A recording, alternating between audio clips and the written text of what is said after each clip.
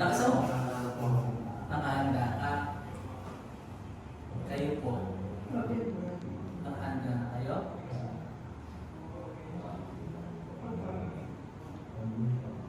Kayo po.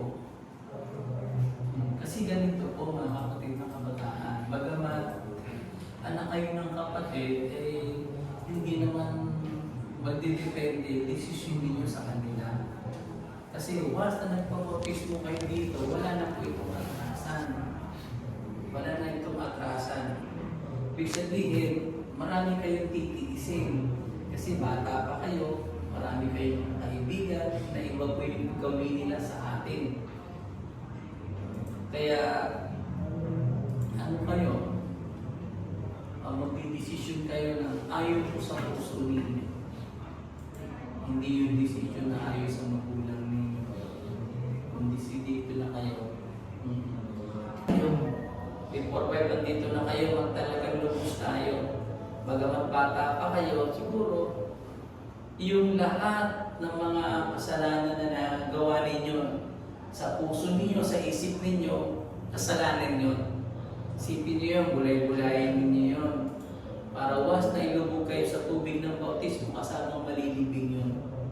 Dati nating pagkatao ba, aamon na tayo. Nangangabon-tao na tayo.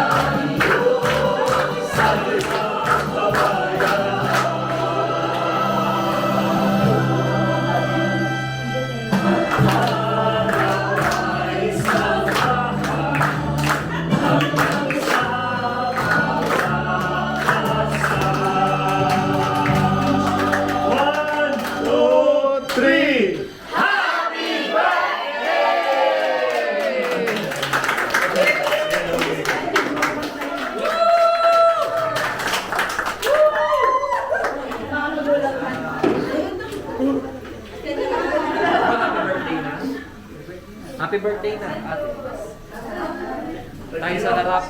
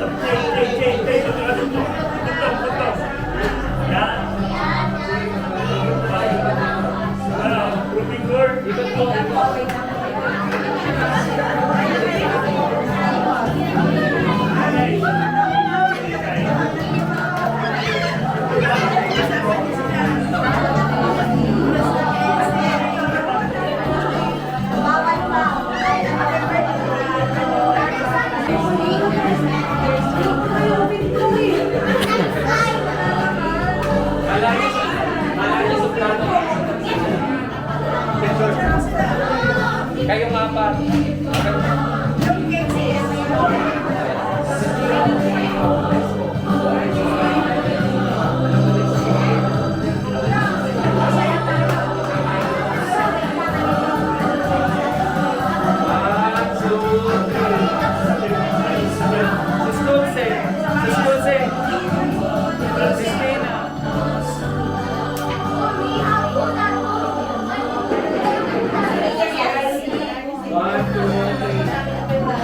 Kuya, sama na.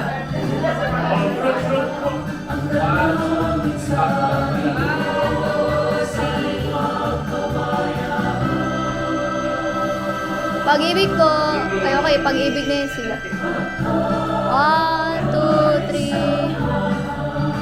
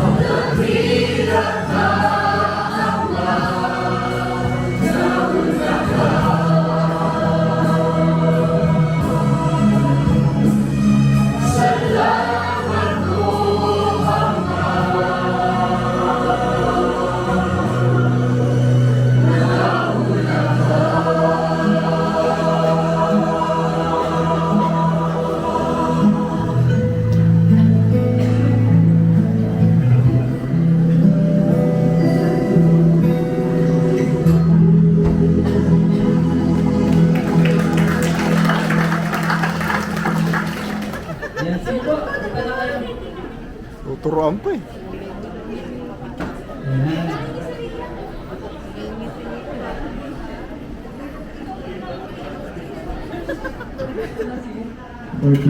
O sige. Sino yung magulang mo? Sabihin mo sa kanila. Sis Lilibel kasi vlogger din po.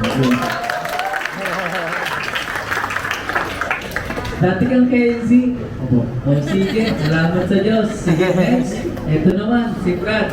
Ako si Cas Belatore. Natira ko sa Reform Uning Marikina. Salamat po. Salamat po sa lolo ko. Andun si Loling niya. Ayan, salamat sa Diyos. Ako po si Sherry Villador.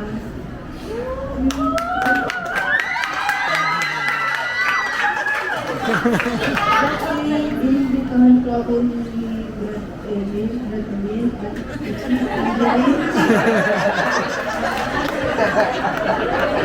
Parang kaibigan ka. yung magulang ko. Yun. Sige, next.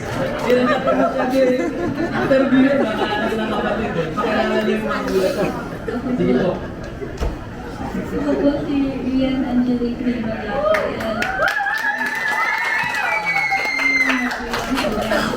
Si Rachel at si Ryan. Salamat po sa Diyos at nasa ngayong edad ko pa lang po ay natagpuan ko na po yung pag-ibig pa sa iba. At alam ko na po yung nasa Ayan, salamat po. Sana maganap talaga natin sinasabi sa Biblia sa 20-30 ng Jeremias na yung kanilang mga anak magiging gaya ng una. Tayo, mananatili tayo rito, yung ating mga anak, kaya natin, may awan Diyos, magiging dapat tayo sa Diyos mga. Sige, welcome po natin sila mga kapatid. Sabihin natin, mag-welcome po natin mga kapatid. Sige po.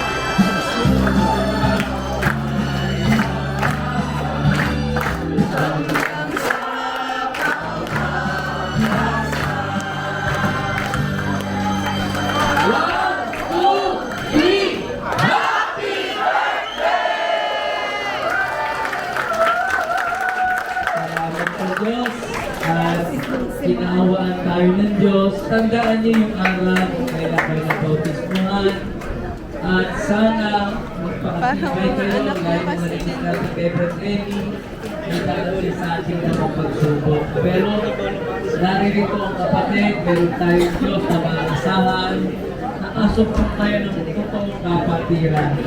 Sana ay yakapin natin yung pagkakatipon, umano tayo lagi ng pagkakatipon. Ano man yung pangangailangan natin sa buhay, pagkakaloob na Diyos at pagkakatipon. Sabi sa ikalawang Kronika 7:14. Kaya, see to it, kung may mga pasok kayo sa eskwela, kung may trabaho tayo, marami namang schedule ng pagkakatipon. Nagtabay lang kayo sa ating gagawing orientation para doon sa iba't iba bang dapat nating maintindihan. Muli, welcome po kayo sa kapat mga kapatid. Salamat po.